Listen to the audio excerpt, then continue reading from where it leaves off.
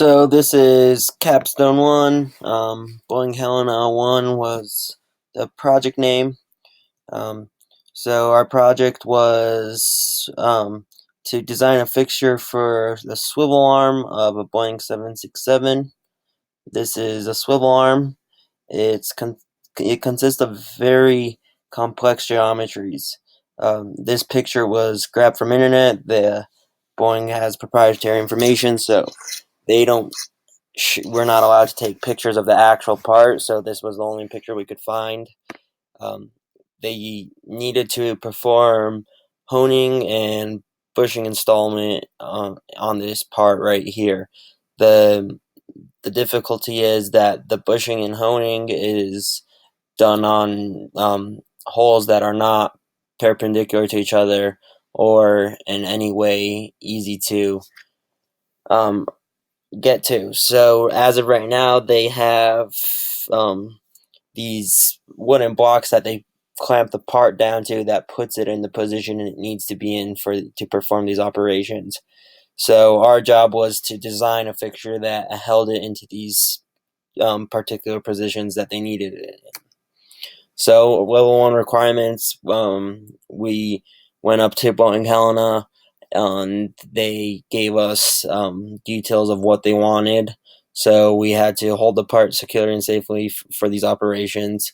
The clearance for operations is meaning that the clamping position couldn't interfere with the honing and bushing installment. The part had to be able to rotate into the two different orientations.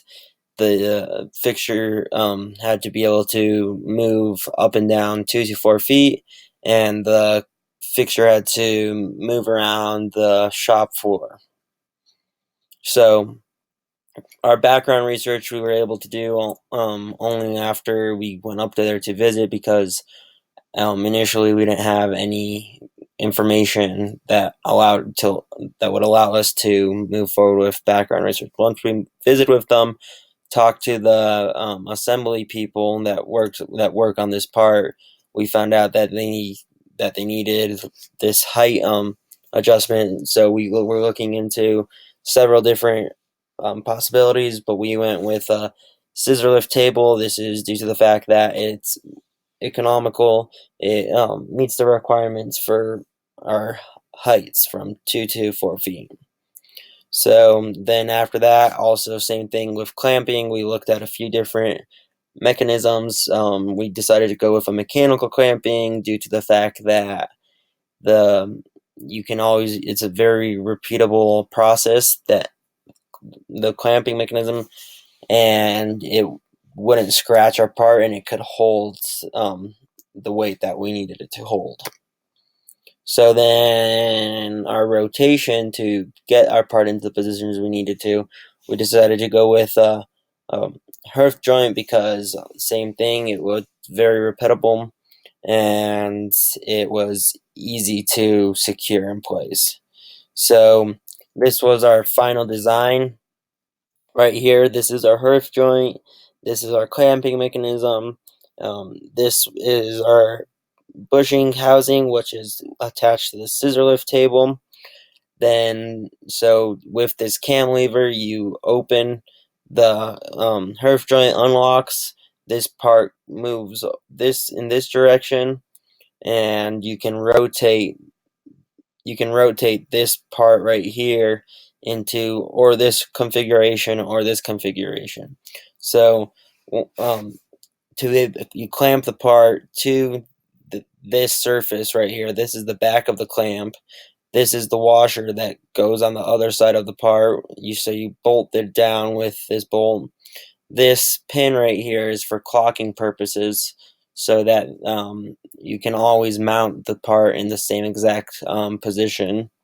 So this hole right here does the same thing. This pin slides out, moves in. You can put it in this hole.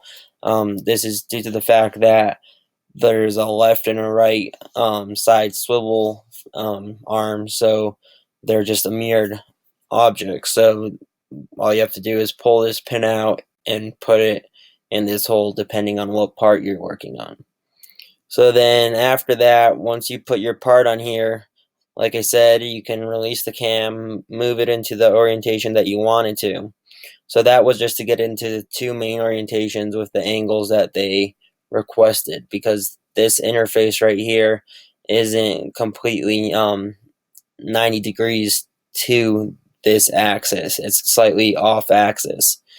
Um, so to get the last orientations that they required, we added this plunger pin, which is always in a lock position due to it's springly loaded, so it's always pushed down into this herf joint.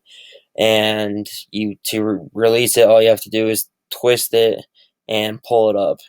So to make sure that our whole hearth joint didn't fall out, we added this collar at the end, so this hearth joint will always stay in place.